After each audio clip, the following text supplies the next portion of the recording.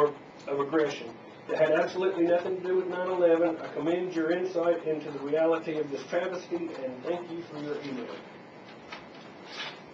Dennis wrote, maybe you should watch less news and more sports.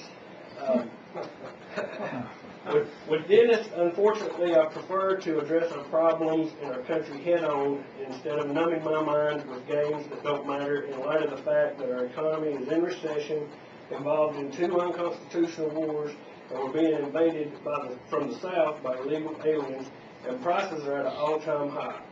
Maybe you should listen more to the real news and watch less sports. All right, every week we have a poll, and this week we got 26 votes. Last week we had 40, so it's down just a little bit. I'm going to give you all the candidates, and the winner goes back on next week, stays with us to vote again. So this week the candidates were Nixon for various reasons. The name of the poll is Hypocrite of the Week. Governor Spitzer, California's liberal judges, that was in light of our guest last week, Red Dacus. Obama and his minister, Bush, were not in a recession. The members of the 9/11 Commission, and the dollar, paper without a backing. So this week we had a tie, and the tie was the dollar without a paper backing and the members of the 9/11 Commission, which were last week's winner by landslide. So we will put them both back up, and be sure to go to the website and vote, because we find that very interesting. I've got something I'd like to share with you. Didn't get any airplay in the media, and that is the Libertarian Party sends condolences to the Republican National Committee. Following a solid McCain victory in the Super Tuesday primaries, the Libertarian Party has sent the Republican headquarters a funeral wreath marking the death of limited government values within the Republican Party. The wreath was hand-delivered to the D.C. office of the Republican National Committee. We simply felt the need to express our heartfelt sympathy for the Republican Party as they undergo this tough time within their party, says Libertarian Party National Media Coordinator.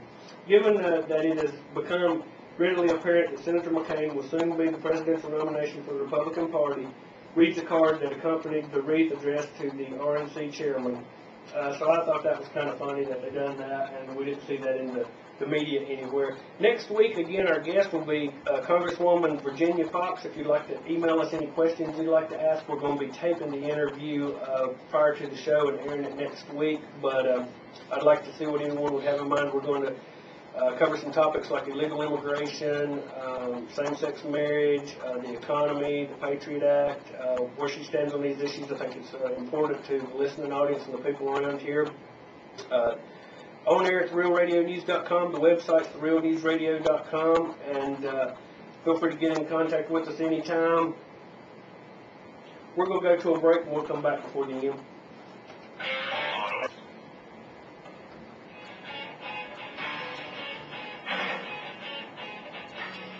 I want to thank you for joining us today. Again, the website's therealnewsradio.com. We're on here every Saturday, 11 o'clock, WSIC 1400, 1520. I want to thank Brian, Billy, Mark. I want to thank everybody for getting involved and letting us do this. Next week, our guest is Virginia Fox. If you would like to email us any questions, anything you would like to have us ask her, we'll be happy to do so. She will be our guest next week on the program. And until next week, this is Farron saying, God help us all.